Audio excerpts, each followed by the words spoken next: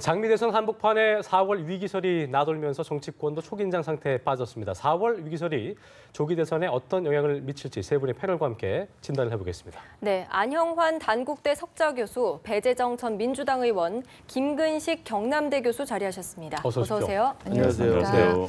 저희가 이제 앵커멘트에서 말씀드린 대로 첫 질문을 이로 드려보겠습니다. 4월 한반도 위기설, 이게 상당히 대선판을 흔들 변수가 될 수 있을까 예상이 나오고 있는데 어떻게 좀 보고 계신지 한 말씀 해주시죠. 네.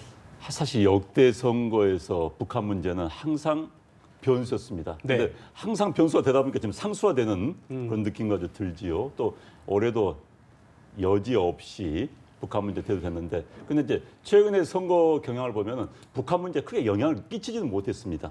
사실 우려했지만 실제 북한의 의도와는 달리 또 우리 정치권의 걱정과는 달리 영향을 미치지 못했는데, 이번에는 지금 상황은 좀 다른 것 같아요. 네. 지금 워낙 북한, 그러니까 4월 15일 김일성 탄생 이번 105주년입니다. 105주년 앞서서 6차 핵실험을 한다는 이야기도 있고 또 뭐 미사일 실험도 있다는 실험도 할 것이라는 이야기 있기 때문에 만약에 6차 핵실험을 한다면 그 여파가 굉장히 크겠지요. 예. 6차 핵실험을 한다고 한다면은 지금 뭐 미국의 항공모함이 지금 뭐 호주로 가려다가 지금 서태평양 쪽으로 한반도 쪽으로 오고 있다는 이야기 등등 네. 북한에 대한 선제타격이 가능하다는 이야기가 나오기 때문에 만에 하나 저는 그런 일이 있어서는 안 된다고 생각합니다만 그렇죠. 만에 하나 선제타격이 있다고 한다면은 선거에 엄청난 영향을 미칠 수밖에 없는 것이죠.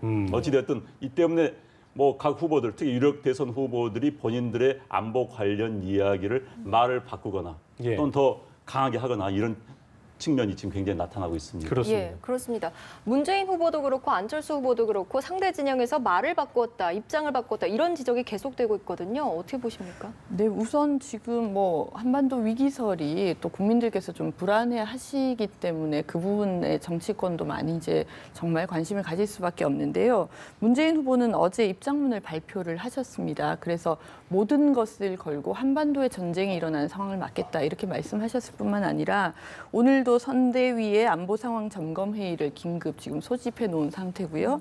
뿐만 아니라 그 5개 당의 대선 후보와 그리고 당 대표들이 함께한 5+5 그런 이제 좀 그 비상 회의까지 좀 제안을 해 놓으신 상황인데요. 저는 사실 그런 생각이 듭니다. 뭐 그 선제 타격이라든지 이런 일이 일어난다면 이것은 대선의 영향이 문제가 아니라 정말 한반도의 전쟁의 그렇죠. 위험을 얼마나 정말 높이게 되는 일이겠습니까? 그래서 이건 진짜 우리 모든 국민들의 안위를 위해서 절대로 일어나서는 안 되는 일이라고 생각하고요. 그런 면에서 보면 어떻게 보면 뭐 말을 바꾸었니 안 바꾸었니 이런 것들이 중요한 것이 아니라 지금 위기 관리를 우리 대선 주자들이 정말 잘 해나가는 것이 중요하다. 이 말씀을 좀 먼저 이해 강하게 좀 언급해드리고 네. 싶습니다. 예. 김 교수님께 여쭤보고 싶습니다. 또 한반도 정세도 전문가시니까 칼빈스로도 배치가 됐고 네. 상당히 불안감 증폭되고 있는 상황인데요. 실제 선제 타격 가능성 같은 거 어떻게 좀 보고 계세요? 우선 뭐 제가 볼 때 지금 트럼프 행정부의 대북 강경 압박 카드라는 게 다양한 방식으로 이루어지고 있는데요. 그중에 최근 이제 국민들이 우려하는 것은 지금 실제로 4월 전쟁 위기설까지 거론될 정도이고요. 그렇죠. 특히 이제 말씀하신 칼빈슨 항공모함이 사실 이례적으로 키리졸브 훈련 때 왔다가 돌아가다가 다시 지금 돌아온 거거든요. 예, 예. 그런 측면에서 본다면 이번에 미중 정상회담에서 트럼프 대통령이 시진핑 주석을 만나는 그 자리에서 시리아를 공습을 했지 않습니까? 그렇죠. 예. 그런 아주 과단성 있는 정책을 단호하게 피는 모습을 보여준다면 행여라도 이 칼빈슨 항모의 한반도 작전 개시라는 게 또 하나 트럼프 대통령이 정말 우리와 상관없이 대북 선제 타격을 하는 게 아니냐는 불안한 우려가 많이 있는 게 사실입니다. 그러면서 본다면 굉장히 우려할 만한 사실입니다만 제가 보건데 냉정하게 보면 트럼프 대통령은 탁월한 협상가입니다. 협상가라는 건 뭐냐면 자기가 원하는 것을 이루기 위해서 굉장히 고도의 협상의 기술을 갖고 있고 그가 쓴 책 협상의 기술에서도 그런 내용이 나옵니다. 자기가 간절히 원하는 것은 말하지 마라. 상대방의 약점을 공격해라 이런 말이 나오거든요. 그러니까 실제로 북한을 타격할 일이 있으면 저렇게 하지는 저는 않을 거라고 봅니다. 오히려 북한을 타격하겠다는 카드를 계속 활용함으로써 트럼프 대통령이 얻고자 하는 다른 방식의 어떤 목표를 좀 획득하려는 게 측면이 강하고요. 그것은 중국으로부터의 어떤 양보를 얻어내고 중국을 압박하게 한 카드로서 이제 한반도 위기설 같은 것을 겨냥한 거라고 보고요. 그래서 물론 좀 배 의원님 말씀하신 것처럼 예. 만반의 대비, 그다음에 한반도가 전쟁 위기로 가는 것들 모든 여야 정파를 떠나서 대비해야 되는 건 분명한 사실입니다만 우리 국민들께서 너무 지나치게 우려할 필요는 없는 게 아닌가 저는 전문가로서 그렇게 말씀드리고 싶습니다. 네. 저도 예. 그 문제에 대해서는 사실 뭐 증권가 어제 주식이 폭락하고요. 그렇죠. 뭐 말도 안 되는 찌라시가 돌고 있는데 자, 선제 공격한다면은 뭐 미국 국방부에서 미 태평양 사령부에서 칼빈스노의 방향이 이쪽 한반도 가고있다 이런 발표를 하질 않습니다. 어떻게 선제 공격한다는 측에서 그런 걸 미리 발표하고 하는 게 어디 있습니까? 예. 그래서 그건 너무 우려가 큰 것 같고 단지 이제 방금 말씀하신 것처럼 중국에 대한 압박은 굉장히 있는 것 같습니다. 자, 중국이 먼저 선제 조치를 북한에 대해서 압력을 넣어라. 그렇지 않으면 우리가 모종의 조치를 취할 수 있다는 그 압박 효과가 굉장히 큽니다. 특히 그 미국의 항공모함이라는 건 단순한 군사적 측면이 아니라 정치, 전략적인 측면이 굉장히 그렇죠. 강합니다. 예. 그렇기 때문에 한반도 인근에 2대의 항공모함을 배치해 놓는다는 것은 중국에 대한 큰 압박이 될 수밖에 없는 것이죠. 네. 그런 측면에서 볼 필요가 있는 것 같습니다. 알겠습니다. 예. 자, 이런 가운데 중국 외교부의 우다웨이 한반도 특별대표가 방한을 했지 않습니까? 그래서 오늘 아침에는 이제 유승민 후보와 만나서 신경전을 벌였고 또 심상정 후보와도 만난다고 하는데 어떤 성과가 좀 있을까요? 실효적인 얘기가 오갈지 이 부분 궁금합니다. 그 제가 볼 때는 이제 제가 이제 이번에 오늘 그 안철수 후보 선대위 정책 대변인 예. 보임을 맡아서 네, 네. 그 시작을 하는데요. 오늘 오후 2시 20분에 이제 박지원 대표가 우다웨이 대표를 면담하게 돼 있습니다. 저도 예. 이 끝나고 가서 지금 배석을 해야 되는데요. 네. 그러니까 실제로 지금 우다웨이 한반도 사무특별대표가 어제 와서 어제 일정은 우리 지금 정부 이게 지금 권한대행 정부죠. 지금 정부의 공식 관계자들을 만났습니다. 윤병세 장관 만나고 김홍균 한반도 평화교섭 부부장을 만났고요. 거기서 이제 자기 의견을 전달했지만 지금 그것보다는 더 중요한 게 오늘 내일 일정 속에서 각 당과 각 후보들의 면담을 통해서 5월 9일 대선 이후에 들어설 정부의 한중 관계 또는 사드 네. 문제 또 핵 문제에 대한 아마 의견을 타진을 할 것으로 보입니다. 그런 맥락에서 본다면 지금 우다이 대표의 지금 시기의 방문은 두 가지라고 보는데요. 하나는 지난주에 미중 정상회담 트럼프 행정부 최초의 정상회담에서 상견례 겸 기싸움을 하지 않았습니까? 그렇죠. 그래서 사실 타결도 아니고 결렬도 아닌 미봉책 비슷하게 봉합이 됐는데 그 이후에 지금 아까 좀 전에 나왔던 한반도 위기 소리에 지금 맴돌고 있는 상황에서 적어도 중국의 우다웨이 대표가 한반도에 왔다는 것 사실 자체는 북한에 대한 겨냥한 메시지가 있습니다. 내가 이 정도로 관심을 갖고 있고 중국도 한반도 위기에 대해서 이렇게 관심을 가지고 있으니 김정은 너도 자제해달라는 메시지를 간접적으로 날리고 있는 것이고요. 그리고 두 번째 여기 와서는 이제 사드라고 하는 문제를 통해서 한중 관계가 굉장히 좀 최악의 상황이 돼 있잖아요. 그렇다면 새 정부 이후에 사드 문제를 어떻게 할 것인지 각 후보들의 입장을 아마 탐색하려고 한 것이 아닌가 싶고요. 그런 맥락에서 본다면 뭐 문재인 후보나 안철수 후보가 지금 직접 면담하는 것은 아닌 걸로 제가 알고 예. 있습니다만 그 후보 측이나 아니면 당 측 관계자를 만나서 사드 문제, 북핵 문제에 대한 한중 사이의 의견 조율 문제들을 아마 긴밀하게 논의하지 않을까 이렇게 생각합니다. 그러네요. 네, 저희 당에서도 예. 송영길 본부장이 우다웨이 네. 면담하기로 지금 일정이 잡혀 있고요. 아마 그 중국이 계속해서 지금 한국에 대한 무역 압박이라든지 제재를 가하고 있는 것에 대해서 또 강한 항의와 함께 사드 문제를 원만하게 해결하기 위한 그런 논의들이 있을 것으로 생각이 됩니다. 네, 알겠습니다. 저는 사실 양당의 대선 후보들 만날까 굉장히 우려를 했었습니다. 그렇죠. 저는 좀 기분이 나쁜 측면이 있어요. 물론 한반도 위기 상황이기 때문에 중국 측 관계자가 나와서 우리 당국자 뭐 상의를 하고 하는 건 굉장히 좋은 모습인데 또 역으로 본다면은 대선 국면을 앞두고 중국의 사실 장관급도 아닙니다. 차관급도 아닙니다. 아마 차관복급 정도 인사가 와가지고 우리나라 대선 후보들을 면접하는 듯한 기분이 들어서 굉장히 기분 나빠요. 그런데 이제 다행히 저는 뭐 중국 뭐 문재인 후보나 안철수 후보 또 다른 후보들이 만나가지고 뭐 그 사람 앞에서 뭐 별로 좋지 않은 모습 보여줄 거 우려를 했었는데 다행히 그렇지 않은 것 같아서 안 다행입니다. 의원님의 그 의도 말씀처럼 그런 것 때문에 그 만남이 불발된 걸까요? 그렇다고 그 생각합니다. 충분히 왜냐하면 있을 이제 겁니다. 지난번에 이른바 조셉윤 또 미국 측 육자회담 대표가 예. 한번 이제 서울에 와가지고 또 각 후보들 만나면서 어떤 경우는 어떤 진영은 이제 후보를 직접 만나게 됐고 어떤 분들이 이제 그 밑에 이제 외교안보 담당하신 분을 만나게 됐는데 그것이 사실 좀 국민들 눈에는 좀 고깝게 보일 수가 있거든요. 조셉윤 육자회담 특별비서는 사실 차관복급도 아닙니다. 국장급입니다. 그렇네요. 이 우다웨이 대표는 이제 한반도 사무를 특별 지고 있습니다만 차관복급이거든요. 예. 그렇다면 그분들이 와서 만나는 격이라는 게 있을 때 물론 뭐 사안이 엄중하면 후보가 만날 수도 있죠. 그러나 그렇지 않다고 한다면 그리고 한중 관계가 지금 워낙 위태로운 관계이다 한다면 후보가 직접 만나는 것보다는 모양새가 그 캠프에 그 비중이 있는 그리고 외교안보 예. 분야에 대해서 나름대로 식견을 가지고 있는 분을 만나서 서로 간의 의견을 교환하고 그다음에 또 강력하게 아까 배 의원 말씀하신 대로 강력하게 지금 한중 관계의 심각성에 대해서 후보 캠프에서 강력한 메시지를 전달하고 북핵 문제에 대한 중국 측 협조를 강력히 요구하는 모습이 될 거라고 생각하고요. 알겠습니다. 그런 면에서는 우리 안 의원님 걱정 안 하셔도 되지 않을까 싶습니다. 알겠습니다. 사실 8, 90년대 한국의 대선 후보들이 미국에서 일개 과장급이 오면 서로 만나겠다고 줄 섰던 게 굉장히 많았어요. 그런 악몽이 떠오르는데 또 중국에까지 그러면 안 되겠죠. 그렇네요. 알겠습니다. 네, 이번 주부터 이제 대선 후보 TV 토론이 본격 시작이 되는데요. 예, 일부 예. 토론은 원고가 없는 이른바 스탠딩 자유 토론 형식으로 진행된다고 합니다. 표심에 어떤 영향을 줄지 좀 궁금하고 또 어떤 후보에게 좀 유리할지 전망 좀 해주시죠. 글쎄 뭐 후보들은 보니까 다 본인들이 유리하다고 하는데 기존의 이제 토론 방식이 이랬습니다. 뭐 시청자 여러분께서 잘 아시겠지만은 준비해 온 걸 가져옵니다. 테이블에 앉아서 그래서 이제 자기가 이거. 준비된 질문을 합니다. 예. 그런데 이게 예상 범위 내의 질문을 하게 되겠지요. 예. 뭐 문재인 후보에 대해서는 무슨 적폐청산이 무슨 의미냐, 뭐 당내 화합도 못하면서 뭐 무슨 뭐 이런 식으로 나올 예. 거고 안철수 후보에게는 무슨 뭐 마을 바꾸게 한다는 등 뭔지 아무튼 여러 가지 이야기 나올 텐데 그러면은 빤할 번째 이야기하는 겁니다. 질문도 빤할 번째입니다. 게다가 이제 크로스로 이렇게 하다 보면은 대답할 시간은 별로 없어요. 보통 자기 이야기 다 하고 나서 그냥 답변을 주는 이런 식이 되는데 이제 스탠딩을 하게 되면 이제 아마 양식 좀 바뀔 겁니다.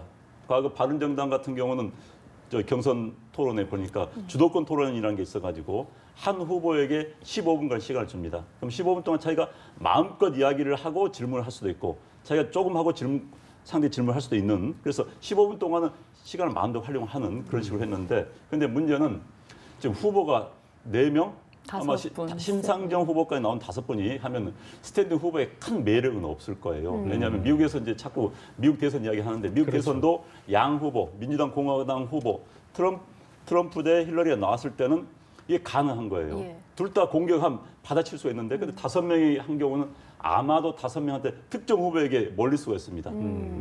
그러다 보니까는 아마 선관위가 기대한 것처럼 그렇게 효과를 보기도 어렵고 또 우열이 그렇게 드러나지 않을 그래요. 겁니다. 특히 5명 하는 경우에서는 그래도. 다 자기 후보들 잘한다고 그럴 거예요 아마. 그렇기 때문에 아마 과거에 원고가 있는 것보다 낫겠지만은 5명이라는 후보의 수의 문제 때문에 큰 효과는 볼 수 없을 거라는 그래도 이 실제로 세 분- 예, 예. 유승민 후보와 남경필 후보 죄송합니다. 괜찮습니다. 물 네. 드셔도 됩니다. 예.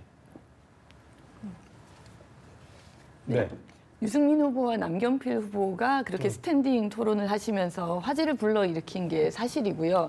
그래서 뭐 그렇게 자유 토론하자 그렇죠. 이런 제안을 예. 하시고 계신 것 같은데 말씀하신 것처럼 사실 5분이 되다 보면 지금도 뭐 앉아서 하는 토론에서도 주도권 토론이라는 형태가 있거든요. 그렇죠. 그런데 4분에 대해서 골고루 시간을 좀 배분하고 예, 이렇게 하다 보면 그게 이 시청자분들 입장에서 보면 이게 뭐 제대로 된 토론인가 지난번 토론과 이번 토론이 뭐가 다른가 이런 좀 식상한 면이 분명히 있는 것 같아요. 그래서 저도 뭐 스탠딩 토론 이런 부분들로 좀 토론이 자유롭게 변화하는 걸 원하는 사람인데 실제적으로 그렇다고 해서 뭐 한두 분만 꼽아서 할 수는 없는 일이기 때문에 이번 대선에서 과연 국민들이 원하신다 하더라도 이 부분이 이루어질 수 있을까 하는 조금 예, 염려는 되네요. 예. 저도 마찬가지인데요.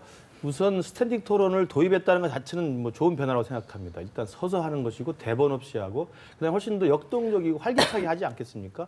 그러면서 본다면 뭐 지난번에 딱딱한 판에 짠 듯한 이 대통령 후보 선거 토론보다는 낫다고 생각하는데 중요한 건 후보의 숫자입니다. 두 분 다 말씀하신 것처럼 지금 우리 지금 선관위에 따르면 규정상 의원 여기 원내 5석 이상과 지지율 5% 이상이면 다 초청하게 돼 있어요. 그러니까요. 그러니까 5분이 다 나오면 아무리 서서 하고 대본 없이 하더라도 골고루 다 줘야 됩니다.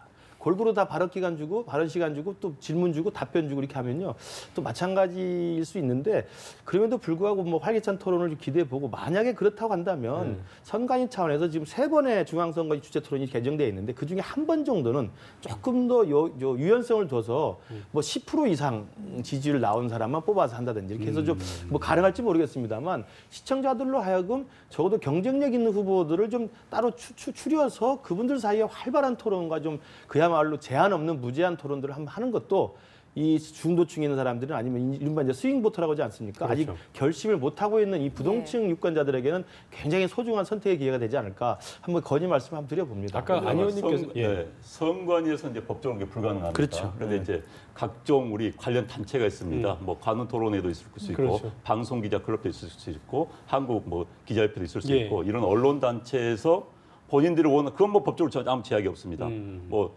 필요한 분들만 모셔서 할 수 있는 방법이 있겠지요. 그런데 이제 제가 뭐 바른정당 토론을 제가 한번 그때 그 좌장격으로 사회를 본 적이 있습니다만은 일단 원고가 그러니까 필기독을 하나 가지고 가지 않게 하는 거 효과는 있어요. 그건 어떤 것에서 기억력 테스트도 될 수도 있는 거고. 둘 중에 하나겠네요. 완전히 머리가 하얘지거나 그렇죠. 잘하거나. 그러니까 둘 집중을 중에 하나겠네요. 왜냐하면 네. 자칫 집중 못하면 딴소리하게 됩니다. 그러겠네요. 질문의 요지를 모르는 거예요. 그러니까 이 필기독을 가지지 않고 한다는 것은 그 개인의 능력을 적나라하게 보여줄 수 있는 그런 효과는 있습니다. 그렇군요. 그런 면에서 아까 안 의원님께서 대답을 딱 회피하셨는데 이번 오자 부분 누가 가장 유리할 것 같이 보이는지 답을 좀 해주시죠. 지금 뭐 네. 안철수 후보는 본인이 가장 잘한다. 문재인 후보하고 1대1만 하면 뭐 이긴다. 또 홍준표 후보는 문재인 후보하고 10분 만에 결판을 내겠다. 그다음에 유승민 후보는 이제 본인이 학자 출신이기 때문에 수치가 되게 밝다 이런 이야기도 하고 심상정 후보는 대선 후보만 여러 번 나왔죠 아마 네. 대선 토론을 자주 나온 분이기 때문에 네. 사실 제 우열결에 힘들 거라는 생각이 드는데 아주 현재까지 보면 이제 문재인 후보에 대한 공격이 굉장히 많습니다. 이제 문재인 후보의 그 당내 경선 토론을 보면은 이른바 원고를 읽고 그래서 좀 굉장히 비판이 많았었죠. 그렇죠. 그래서 현재까지로 본다면 문재인 후보가 워낙 노출이 많이 됐기 때문에 단점도 많이 노출됐습니다. 그래서 문재인 후보가 많은 공격이 막 몰릴 겁니다. 문재인 후보한테. 그걸 어떻게 극복할 수 있을까가 아마 과제가 될 것 같습니다. 네, 그런데 그동안 보시기 때문에 어떻습니까? 예, 아니 뭐 어떻게 워낙 생각하십니까? 공격에 오랫동안 많이 좀 공격이 집중되었기 때문에 거꾸로 저는 그만큼 이 맷집이 상당히 있으시다는 말씀을 드리고 싶고요. 지난 2012년에도 왜 경선뿐만 아니라 본선을 또 치렀고 문안 토론까지 했던 뭐 그런 이제 경험이 풍부하시고 예, 그래서 저는 이제 어떤 형태의 토론이라고 하더라도 문재인 후보께서 잘 해내실 거라고 생각하는데 네. 관건은 국민들이 원하시는 건 정말 화끈한 토론인데 그게 현실적으로 이루어질 그래요. 수 있을까에 그거 좀 대해서는 지켜봐야 좀 될 부분인 것 의문이네요. 같습니다. 근데 TV 토론이요 사실 이제 우리 정책 담당 대변하신다고 하니까 정책위에서 뭐 이런 정책 이야기 많이 나오겠지만은 결국은 시청자들이 느끼는 거, 유권자들이 느끼는 거 이미지입니다. 네. 그러니까 저 사람이 얼마만큼 여유 있게 했느냐 내용보다는 이미지가 많이 하기 때문에 이미지 관리를 잘하는 후보가 굉장히 그러게요. 유리할 겁니다. 알겠습니다. 저도 30초만 말씀을 예, 기회 예. 그러니까 지금 만약에 스탠딩 토론을 붙으면 일단 활기찬 토론이 되고 대본이나 보고 있는 게 불가능하다 한다면 저는 이제 문재인 후보께서 오랫동안 맷집을 키워오신 건 사실입니다만 여전히 대본을 보고 읽는 모습들이 이제 국민들 눈앞에는 이제 많이 보여졌거든요. 네. 그것도 좀 그러면서 너무 본다면 이렇게 이제 고착화시키시는 것 그러니까 그런 같은데요. 이미지로 이제 많이 알려져 있어서 이번에 스탠딩 토론 때 과연 최고의 관심사는 문재인 후보께서 안 보고 그 시간 동안 지금 우리 안 의원님 말씀하신 것처럼 다른 후보들이 집중적으로 문재인 후보를 공략을 할 텐데 네. 그 공략에 아주 역동적으로 활기차게 대응할 수 있을지 그걸 좀 제가 좀 하나의 지켜보고 관전 포인트 싶다는 저희가 생각이 예 그렇습니다. 지켜보겠습니다. 아니 이 부분에 대해서 한 가지만 더 좀 말씀을 드리면 요새는 이제 안철수 후보께서도 상당히 또 이 그 지지율이 오르시면서 공격의 또 대상이 되셨더라고요. 그런 면에서 예, 뭐 저희는 정말, 공격은 뭐 정말 잘 받고 활기찬 방어하고 토론이 될 있습니다. 것으로 예, 생각이 예. 되고요. 알겠습니다. 그런데 두 분 다 제가 눌변입니다. 말 잘하시는데 아마 홍준표 후보가 잘하면은 가장 많은 점수 얻을 수 있고 잘못하면 점수 가장 떨어질 수 있는 그러겠네요. 그런 가능성이 이제 높다고 보여집니다. 알겠습니다. 예. 방금 말씀하셨던 홍준표 후보가 스트롱맨을 자처했는데 어제 도지사직을 내려놓으면서 눈물을 보였습니다. 그러게요. 이거를 놓고 속내가 무엇일까 이런 이야기들도 있더라고요. 안 어떻게 의원님 보셨죠, 보십니까? 어제? 예. 네, 참 논란이 많지요. 3분 전이었나요? 2분 전. 2분 전이었습니다. 2분 전에 꼼수 사퇴. 12시 2분 전에 사퇴를 했고 본인은 이제 뭐 300억의 예산 이제 보궐선거를 하면 300억이 날아간다. 게다가 이제 본인이 지사직을 내놓으면은 다른 이제 뭐 경남의 시장들이 거기에 나오기 위해서 사퇴를 하면 또 그 시장에 도전하는 뭐 이렇게 해서 연쇄 선거가 있기 때문에 그걸 이제 그런 문제점을 막기 위해서 했다라고 합니다. 뭐 일견 타당성이 있습니다. 또 다른 한편에서는 본인의 정치적인 의도 혹시 1년 동안 나 아닌 다른 사람이 자리를 차지하는 걸 막기 위해서 이런 분석도 가능하거든요. 그러나 이제 정치인은 본인의 선택입니다. 본인이 이제 감수를 한 거죠. 그야말로 경남지사직 유지하면서 한나라당이 아니죠. 이름이 헷갈려.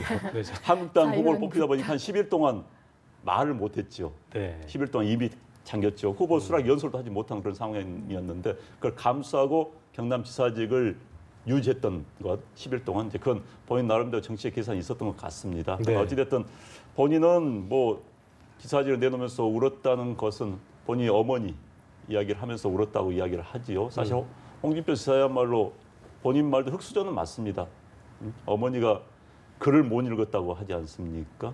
그리고 아버지는 뭐 경비원 출신이었다고 뭐 그런 소외들이 있었기 때문에 게다가 지금 뭐 여당 지금 여당이 아닙니다만 아무튼 강력했던 보수 정당의 후보가 됐지만은 지지율은 10%도 미치지 못하는 본인의 또 이런 여러 가지를 생각하면서 만간 교체됐던 그렇죠. 그런 소위가 많았을 겁니다. 네. 제가 볼 때는 이제 우리 안 의원께서 이제 긍정적으로 봐주신 것 같은데요. 저는 부정적인 이제 추측을 하나 드립니다. 이게 제 네. 개인적인 추측이라는 네, 말씀 네, 네. 드리고요.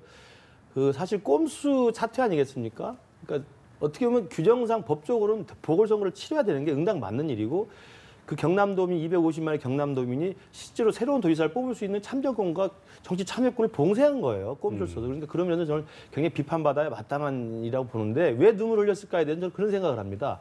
뭐 좀 좋은 설명을 해주셨습니다. 그런 만감이 교차할 거라고 좀 또 미루어 짐작합니다. 그럼에도 불구하고 제가 개인적으로 생각해보면 저도 국회의원 출마를 몇 번 해서 떨어져 봤습니다만 질 줄 알고 나가는 게 굉장히 괴롭습니다.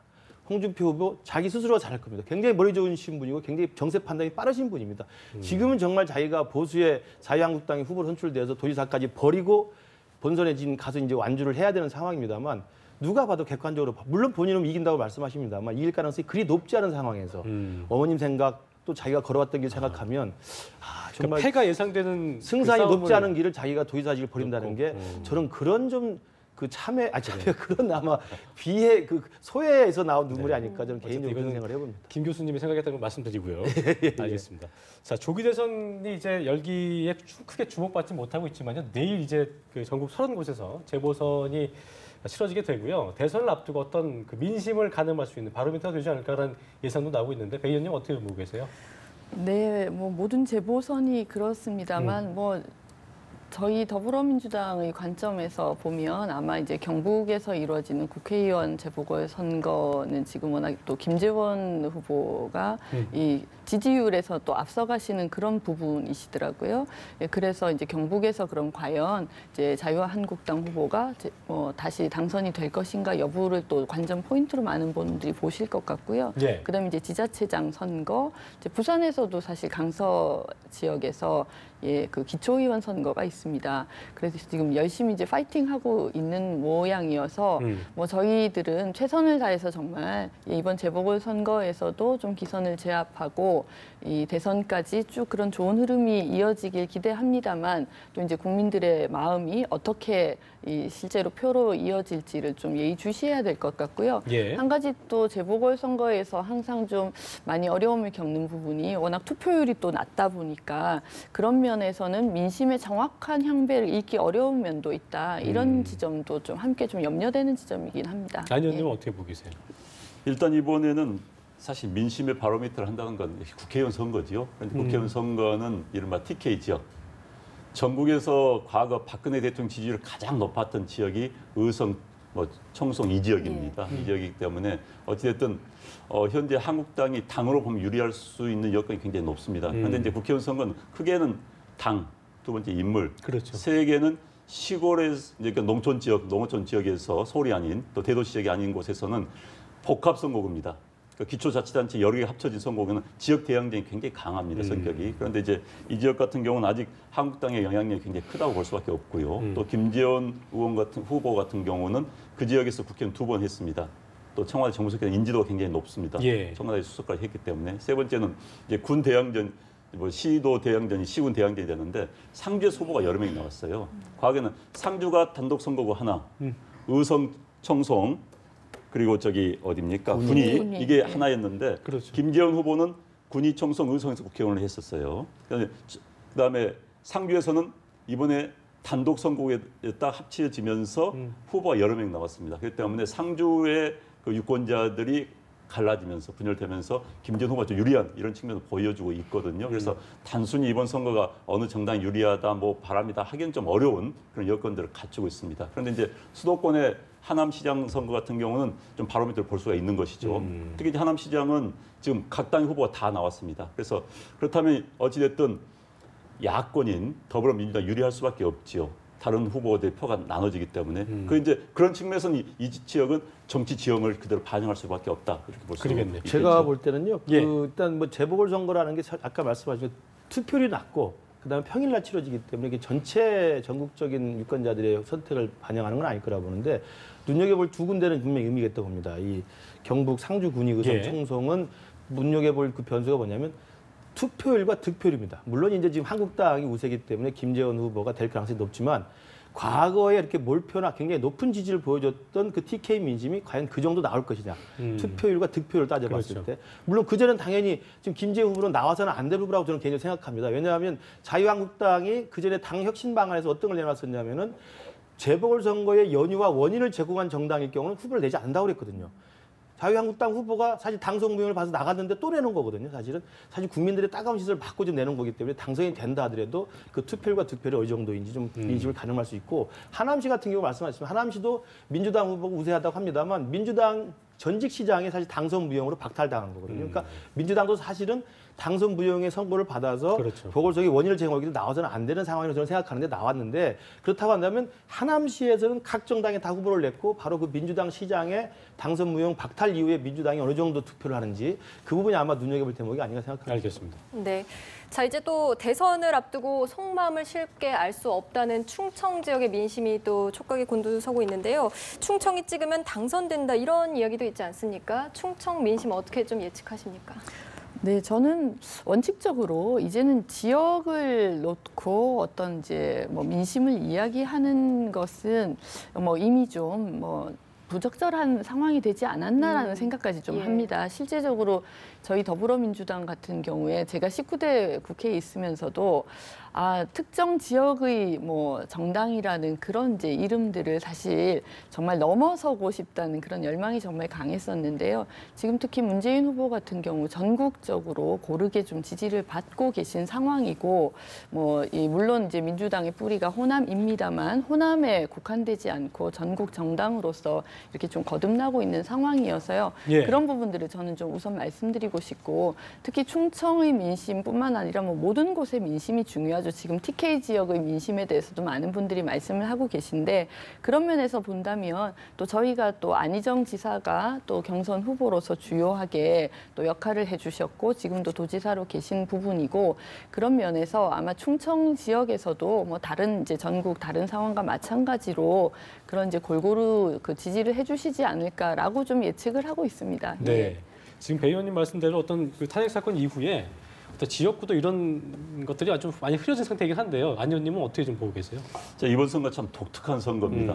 과거에 사실 지난번 대선 같은 경우는 호남에서 문재인 후보가 90%, 영남에서 박근혜 후보가 한 80%, TK 지역에서 그렇죠. 80% 이렇게 얻는 몰표로 당선이 됐었는데, 현재 여론조사에 따르면은 그런 지역이 나타나지 않습니다.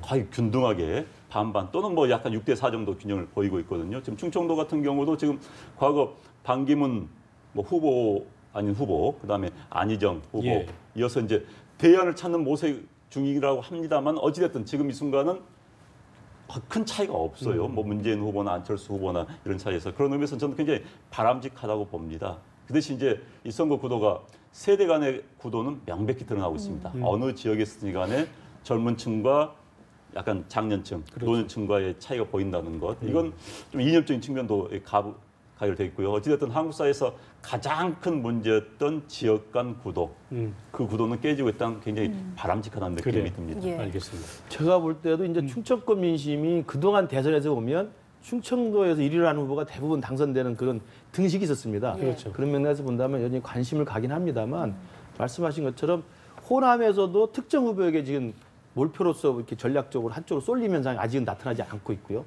또 하나 영남 지역은 보수 후보가 사실상 좌절된 상태 아니겠습니까?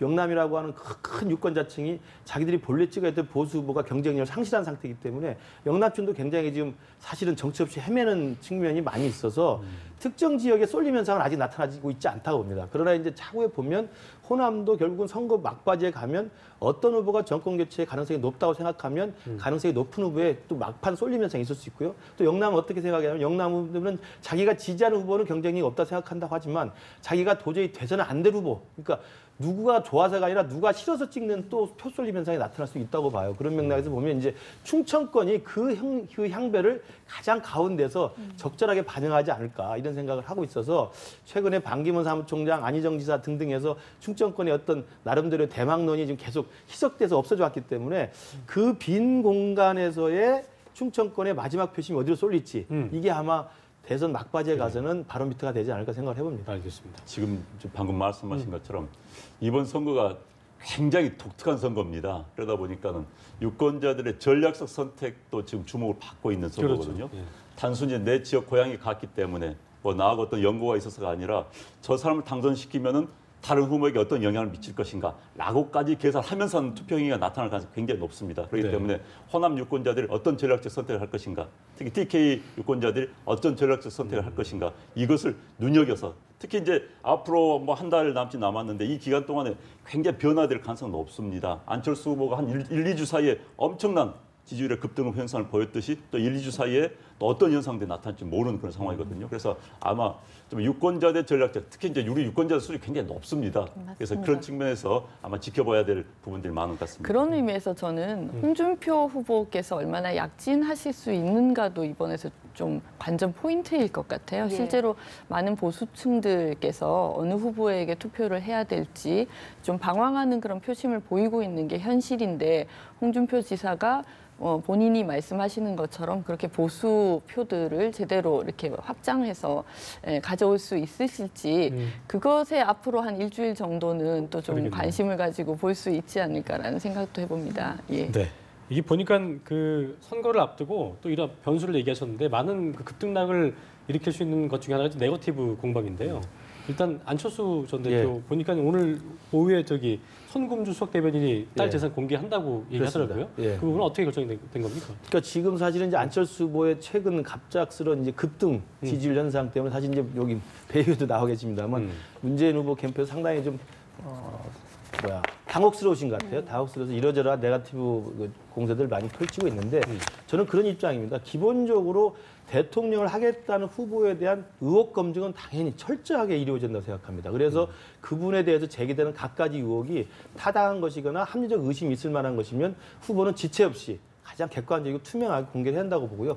그런 맥락에서 그동안 무슨 뭐 조폭샷, 조폭 사진에 무슨 뭐 다양한 이야기가 있었습니다. 그런 것들은 그때 다 대응을 했습니다만 지금 안철수 후보의 딸과 관련된 재산에 대한 의혹은 너무 굉장히 커져 있기 때문에 의혹이 네. 신속하게 지금 나온 지 한 이틀 만에 지금 당 차원에서 수석 대변인이 직접 오후에 나서서 재산 내부에 대해서 정량적으로 지금 공개할 거로 지금 알고 있고요. 똑같은 이야기가 이제 이 안철수 후보의 딸 의혹이 나온 거 뭐냐면 사실상 계속적으로 제기됐던 문재인 후보의 아들 취업 비리와 관련된 그렇죠. 의혹이 사실은 예. 맞대응으로 나오는 성격이 강하거든요. 그렇다고 한다면 오늘 우리 당에서 안철수 후보의 딸에 대한 재산에 대해서 낱낱이 밝힌다고 한다면 빠른 시일 내에 문재인 후보께서도 그 원성 여기저기에서 이야기 제기되고 있는 그 아드님의 취업 의혹과 관련된 다양한 의혹들을 아주 선명하게, 아주 낱낱이 밝혀주기를 간곡히 부탁을 드립니다. 배우님 받아주시죠. 네, 뭐 사실 저도 원칙적으로 동의합니다. 지금 뭐 박근혜 전 대통령이 구속까지 되는 이런 상황이 온 것이 제대로 검증이 되지 못한 부분 아니냐 이런 이제 또 국민들의 그런 뭐 지난 야권에 대한 불만도 있으신 거기 때문에 대선 후보로서는 당연히 뭐 검증은 검증대로 해야 되는 부분이라고 생각하고요. 예, 말씀하신 것처럼 안철수 후보가 이제 지지율이 좀 급등하는 과정에서 저희 더불어민주당도 뭐 저 스스로도 좀 많은 반성을 사실 좀 했습니다. 어떻게 보면 올해 그 대세론이라는 것이 지속되다 보니까 국민적인 피로감도 있었던 것 같고 저희들이 또 내부적으로 그렇게 치열하게 준비를 하는 데 있어서 좀 소홀해진 부분이 있었지 않았나 이런 반성도 좀 많이 했다는 말씀을 드리고요. 다만 이제 준용 씨 뭐 취업 문제 이런 말씀들을 참 많이 하시는데 참 답답한 부분이 많이 있습니다. 2차례에 걸쳐서 감사가 있었던 부분이고요. 저는 이제 제가 그런 말씀을 드리는데 지난 대선에서 그 NLL 파동을 다들 기억하실 거라고 생각합니다. 그 김무성 대표 같은 경우에 뭐 노무현이가 이러면서 뭐 이게 그 의혹의 그런 이제 문서를 뒤흔드는 그런 상황들이 있었는데 NLL 포기 발언을 했다. 결과적으로 그렇지 않은 것으로 드러났는데 계속해서 의혹을 확대 재생산했거든요. 그런 면에서 저는 뭐 이 준용 씨 취업 비리라고 하는 의혹이라고 하는 부분들도 실질적으로 의혹이 있으면 제대로 그 의혹에 대해서 그 증거 자료를 내밀어서 이야기를 하셨어야 되는데 이미 벌써 10년 동안 검증되고 검증됐던 부분들을 계속해서 의혹을 제기하는 부분이 부분이어서 참 답답하다는 생각도 들고요. 그런 부분에 있어서 만약에 진짜 말씀하신 것처럼 문재인 후보든 뭐 밝혀야 되는 부분이 있다면은 예, 거기에 맞추어서 국민들의 눈높이에 맞게 대응할 것으로 생각합니다. 그러니까 5년 예. 전에 제기했던 내용을 그때 해결됐다고 말씀하시는데요. 지금 내 이야기 되는 건 이제 그것뿐만 아니라 취직 비리가 아니라 사실 휴직 비리가 또 나오고 있지 않습니까? 그러니까 입사된 지 얼마 되지도 않아서 미국에 석사로 연수 간다는 이유로 이제 휴직을 했고 휴직 기간을 다 정상 처리돼서 37개월 동안에 퇴직금을 받았다는 것이 사실로 드러나 있는 상황에서 새로운 비리 의혹이 지금 드러나고 있는 네, 거예요. 그런 그러니까 부분들에 대표께서 대해서는 예, 말씀하신 적절하게 새로운 지식이 대응할 없다는 게 것입니다. 아니라 이미 예, 예. 많은 수의 많은 언론에서 새로운 의혹들을 다양한 객관적 자료를 제시하고 있기 때문에 근데 거기에 대해서 지금 정작 후보님은 묵묵부답이거든요. 고마해라 네, 이거거든요. 저희가 그러니까 예, 알아서 그런 부분에 적절히 국민들께서 대응하도록 하겠습니다. 더욱더 예, 의혹을 예. 좀 붙이고 있다는 예, 예. 말씀드립니다. 진짜 예. 사실 네거티브와 검증은 종이장 하나입니다. 예. 내가 공격할 때는 이건 검증이라 그러고 상대방이 또 공격을 받을 때는 거기에 대해서 네거티브라고 그렇죠. 그러는데 예. 사실 이게 이제 국민들이 판단을 할 겁니다. 지난번에 안철수 후보의 뭐 조폭 사진 같은 경우는 말도 안 되는 이야기고 그건 제가 보기에는 민주당에서 그건 말도 안 되는 것 한 겁니다, 사실. 그런데 이제 문재인 후보의 아들 부분은 사실 국민들이 궁금해하는 게 굉장히 많아요. 저도 굉장히 궁금한 게 많습니다. 예를 들어서 뭐 나한테 영구직인지 일반직인지 그것도 빈 칸으로 돼 있고 원서를 쓰면서 그 빈칸 남길 이유가 없거든요. 그래서 의혹들이 많습니다. 그런데 이제 그 부분에 대해서는 이제 배재정 전 의원께서는 이제 발표하시겠다, 말해야 된다 하는데 또 후보는 막 그만해라 하니까는 더 논란이 되는 거예요. 그건 제가 보기에는 문재인 후보 측에서 대응을 잘못하는 겁니다. 적극적으로 이에 대해서는 해명을 뭐 하면은 후보의 아들까지 나서서 해야 되는 겁니다. 그렇게 해서 의혹을 해야지 대충 그만하자고 듣고 넘어갈 문제는 아니고요. 왜냐하면 청년들 지금 실업 문제가 워낙 크기 때문에 문재인 후보의 아들도 금수저입니다. 따지고 본다면. 그래서 그런 부분에 대해서는 명확한 해명이 있어야 될 것 같고요. 그럼 명확한 해명이 안철수 후보 예. 따님 오늘 하면 또 이제 이야기가 나올 겁니다. 재산 공개되면 그 재산 공개에 대해서 이제 검증이 들어갈 겁니다. 그에 대해서도 앞으로 문제가 제기되면 명확한 예, 그럼 대답을 내놔야 될 겁니다. 신속한 대응과 신속한 그 검증이 예. 좀 신속하게 이루어지기를 바랍니다. 제가 예. 조폭 사진과 관련해서 한 가지만 좀 말씀을 드리면요. 뭐 물론 누구로와도 사진을 찍을 수 있기 때문에 특정인이 조폭이다 아니다의 문제가 아니었던 것 같고요. 사실은 차떼기 동원 의혹과 맞물려서 그 부분이 국민적인 의혹이 되었었다는 말씀은 좀 제가 그건 또 붙여서 구분해서 말씀드리고 제기하실 싶습니다. 수밖겠죠. 예. 알겠습니다. 예, 또 민주당과 국민의당이 인양된 세월호 앞에서 또 인증샷을 찍어서 논란이 되고 있는데요. 이 부분은 좀 어떻게 보십니까? 저는 참 좀 어이가 없습니다. 그러니까 그건 본인들의 양식의 문제로 생각합니다. 뭐 이건 솔직히 당에서 뭐 지시한 것도 아닐 거고 뭐 중앙당과 관련된 또 후보와 관련된 이야기는 아닙니다만은 그런 모습들을 보이는 당원들에 대해서는 미리 교육을 시켜야 되는 겁니다. 사실은. 예. 그에 대해서 이제 잘못했다고 보는 거고 어찌됐든 개인들의 양식의 문제가 아닌가 싶습니다. 아유, 이 부분은 말씀드릴 것이 없습니다. 잘못한 것입니다. 예, 뭐 100번, 1000번 그럼요. 예, 말씀을 하셔도 저희가 뭐 말씀하신 것처럼 누가 지시해서 한 것도 아니고 후보와도 상관이 없지만 정말 국민들께 예. 사죄드립니다. 그러니까 그래요. 국민의당 소속 의원들이나 또 더불어민주당 소속 의원이 똑같이 그런 일을 했기 예. 때문에 이것은 뭐 어느 당이 잘잘못을 따질 게 아니라 정말 그런 양식이 없는 몰상식한 행동을 한 거에 대해서는 정말 어떤 경우에도 분명히 사과를 네, 하고 네. 다음부터는 그런 일이 없도록 하는 게 필요하다고 봅니다. 그래요. 예. 양측 다 그 선대위 구성에 대해서도 상당히 좀 어떻게 보면 민주당 측이 더 좀 진통이 있었다 볼 수 있을 텐데 문재인 전 대표가 이제 후보가 통합 화합의 걸림돌은 직접 치우겠다면서 강력한 통합 의지를 드러내긴 했습니다만 그렇죠. 예. 정책과 지지층의 어떤 화학적 결합이 가능할 것이냐는 어떤 그 의구심들이 있습니다. 이 부분은 어떻게 좀 보고 계세요? 네, 저는 뭐 개인적으로 사실 저희가 경선을 거쳐서 후보가 결정된 직후에 보다도 좀 적극적인 메시지를 통해서 우리 다른 후보들을 지지하신 분들의 마음을 좀 어루만져 드리는 노력이 더 있었어야 했다는 그런 아쉬움이 사실 있습니다. 예. 그 과정에서 또 상처 입으신 분들이 그 상처를 위로받지 못한 부분들이 있으시다면 정말 저라도 사죄의 말씀을 좀 드리고 싶고요. 그게 뭐 후보의 뜻이 다르지 않았을 거라고 생각합니다만 그 부분을 제대로 표현하고 아우르는 데 있어서 좀 미흡한 부분이 있지 않았을까 이런 생각이 들고요. 그렇지만 그 문재인 후보가 뭐 어느 때보다도 강력하게 통합의 의지를 가지고 또 선대위 구성과 관련해서도 모든 것을 수용하는 모습을 보였고 또 지난 주말에 호프데이 등을 통해서 예, 우리 경선 후보님들과의 모습을 또 국민들에게 또 안심시켜드릴 수 있는 모습을 보여드렸기 때문에 그런 부분들은 차츰차츰 예, 사그라들 것이고 앞으로 아무튼 하나된 분위기에서 지금 이제 그렇거든요. 뭐 문재인 후보든 안철수 후보든 다른 분들이 모두 다 국민의 선택을 받아야 되는데 지금 우리가 새로운 나라를 만들어야 된다. 새로운 대한민국을 만들어야 된다. 이런 이제 마음에서 지금 조기 대선을 치르는 것 아니겠습니까? 그런 면에서 정말 국민들의 마음에 살 수 있도록 최선을 다해서 노력하겠다는 말씀을 좀 드립니다. 예. 네, 네, 알겠습니다. 오늘 세 분의 말씀 여기까지 듣겠습니다. 네. 고맙습니다. 고맙습니다. 감사합니다.